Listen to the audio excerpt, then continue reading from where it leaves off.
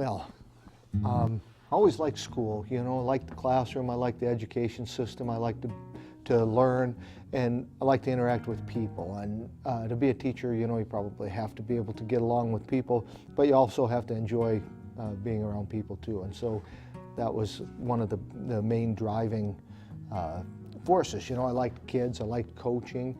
I did some volunteer coaching in the summertime when I was young through the rec department, and it just was something that stuck. I think back, and I fondly remember being in high school. A lot of different things that we did. You have a lot of different opportunities that the older you get and the more you get stuck working, the more that kind of dries up, or the more that you get kind of stuck in a rut. But gosh, when you're a kid, you can do anything. And so I hope that I have a chance to show kids that too, that they take a lot of different classes, try a lot of different things, and find out what they like.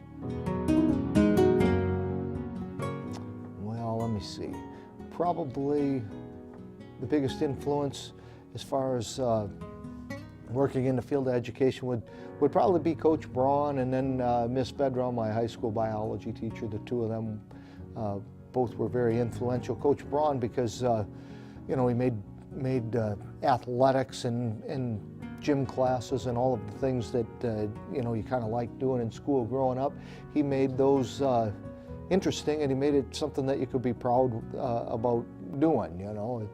Like with sports, boy, you had to work hard, but you had a lot of rewards, had a lot of positive things that came out of being on the athletic teams, friendships, and you learn about working for a goal, and just that it's not always the biggest guy or the fastest guy. It's how hard you try, and how hard you work, and how hard you prepare. So I like that. And then Miss Bedrow was my biology teacher, and I really liked her because it was a class where, again, you worked hard and you got rewarded for that, or if you didn't work hard, you got told that too. It wasn't a fool around class, but it was a class that you could be successful in if you put your mind to it. There's a lot of hands-on labs and stuff in there. There were a lot of neat things that we did with the dissections that we still do today. So that was probably my most enjoyable class. Although I did have Mr. Vineyard too as a teacher for math in the 6th grade, and I liked that. Math was a class that made sense too, where you could go step by step and kind of work scientifically and get an end result. So I like that one too. It's hard to say that there's just one thing that you love about your job. I mean, I love working with young people. I think that makes you stay young or as much as you can when you're closing on 50. I think it helps you keep young at heart. It's probably a better way to think about it. I like the fact that every day, even though some of the material's the same that I'm teaching in the classroom, it's new to the kids that I'm working with. And so I like the fact that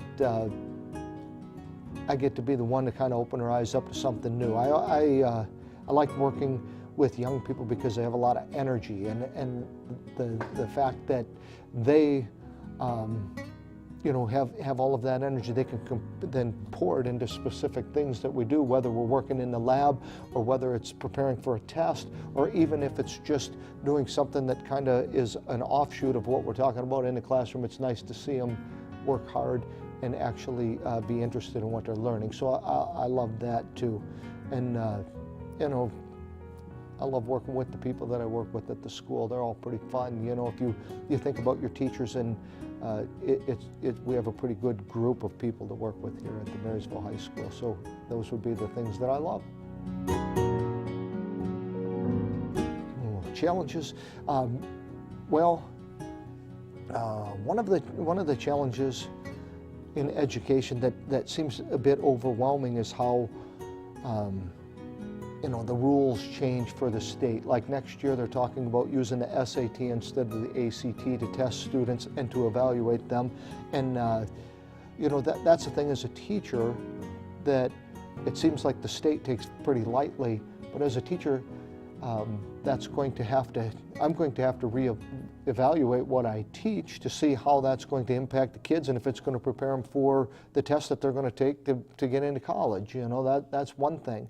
That was I guess that's something that is a little bit frustrating at the state level, but that's more of a political thing than an actual thing in a classroom. Another thing is being pretty independent and working in the lab. When I was younger, it was something that I prided myself on, and one of the things that I have to do now, you know, when we're working with bacteria or if I'm working in the lab, is I'm a little bit more willing to ask for help, you know, and that's something as a teacher you get used to being right. You want to be the person to do everything, but with working with young people, I find that I'm more successful if I can get them doing the lab activities and I can kind of stand back and evaluate them and help them to become better at the activities, and that's something that was difficult for me too, because you want to be the center of attention, but as a teacher, it's not really about me learning, it's about what the kids are learning, what the kids are doing. If I can just sit back and watch them go and they're working really hard and learning and applying what they know, then I feel like I'm doing a good job, and that was a tough thing to, you know, to decide on when, like you said, you like to be the one standing up there talking to the kids, telling them what's what and presenting the information.